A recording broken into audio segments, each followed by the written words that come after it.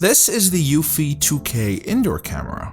Eufy is a sub-brand of Anker, the company that's more known for its power banks and chargers, and it's a company I've actually quite enjoyed their products in the past. I think they do solid products, but how does this camera do? Well, let's find out.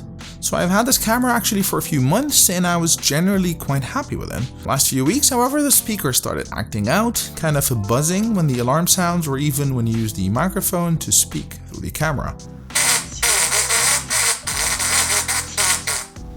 I am sending it back, so it's worth mentioning, but beyond that, I was generally quite happy with this camera. So to go over the features, as I said, it's a 2K camera, it's a 360 degrees camera as well, so it pans 360 degrees horizontally and tilts about 96 degrees vertically. It can also follow you around and has on-device AI to detect humans or pets, though I have not tested the accuracy of that claim. It is compatible with Apple HomeKit and also with Google Assistant and Alexa. It has two-way audio as most cameras do and infrared up to 33 feet or 10 meters. It can record on a local microSD card, the cloud via paid subscription of course, or an NAS via RTSP. Now let's walk through the features of the app. To add the camera, click on Add Device and look for the camera in the list of devices. Click Next. Scan the QR code on the back of the camera. In my case, it asked me to enter setup mode because the camera had been previously set up. Out of the box, I don't think it does, but if it asks you, press the button for 2 seconds until you heard a beep. Then click, heard a beep. Select your Wi-Fi network, make sure it's a 2.4 GHz one, enter the password, et voila, the camera will then connect to your home network. There's also a tutorial that gives you best practices depending on how you've installed it, whether on a shelf, on the wall, or on the ceiling. So this is the main screen on the Eufy app. Here is where you can pan and tilt.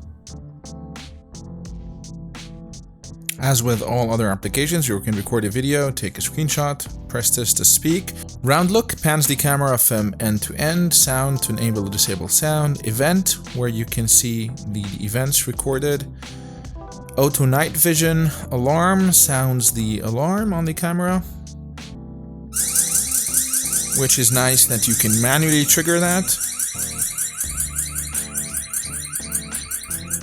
But it is not a very loud alarm. You can enable or disable tracking or calibrate the camera. You can also go full screen, of course, which makes viewing things a bit easier, and you still have the main controllers over here overlaid on top of the video. You can sound the alarm as well from here, take a video, or enable or disable the microphone and the speakers. Going into the settings, you can toggle the camera on and off. You can enable or disable motion detection, set an activity zone, whereby you would draw on the app what zone you want it to detect. You can select the type of object you want it to detect from human, pet, or any other motion. Select the sensitivity and enable or disable motion tracking. You can enable sound detection as well, and that you can specify you want it to detect all sound or only crying, as well as adjust the sensitivity. Pan and tilt settings is where you can adjust the rotation speed. And pet command, whereby you can define a zone for it to detect pets, and then if it detects a pet, it will auto-respond with a customized message that you specify. Next, you can adjust the video setting, turn on and off auto night vision. The watermark option is nice, you can turn it off completely, have only the timestamp or the timestamp and the Eufy logo. You can adjust the streaming quality from low, medium, high, or automatic depending on bandwidth. Recording quality from Full HD 1080p to 2K, and you can select continuous recording on or off. Under audio setting, you can enable or disable the microphone and the audio recording as well as the speaker, and select the volume on the speaker. Under notifications, you can select which kind of notifications you want to receive: human, pet, any motion, crying, or all sound. and the interval between notifications, and also the content extension of notifications from most efficient to full effect to include thumbnails, and you can change the tone. Under general, you can turn on and off the LED, you can change the name, you can select the storage from local storage, which is SD card, cloud storage, which is a subscription, and the RTSP for NAS. Lastly, you can also share the device with family members so they also have access to the camera. And the playback over here shows you all events on a timeline. You can click on the calendar to go through any other date. The nice thing here is that when there is any clip, you can download it right away to your phone or share it. So under events, you can see all the events that have happened, video or alerts. You can filter which kind, human, pet or crying. And of course, you can go through the calendar to select a particular date. Under security, you can select different modes. So you have the home or away mode, and with each one, you can select if you wanted to record video, send notifications, or trigger the alarm. You can create your own security mode. You can have a schedule, and you can also have geofencing, which enables it based on a location to enable or disable these features based on your location when you leave or arrive at a certain location.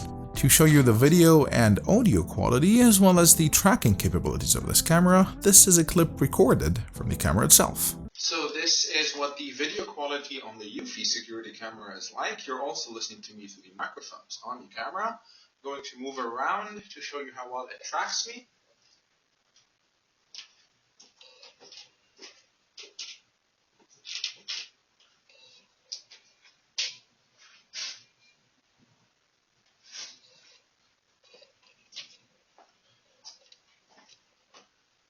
And now I'm going to run to see if it's able to track that.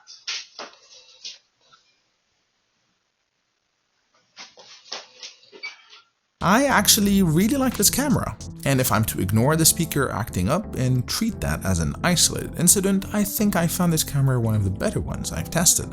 The app is feature-rich, easy to get around, searching for videos is easy, you can easily download a recorded event from the SD card with a press of a button, which other manufacturers either don't allow or make you pay to get that feature.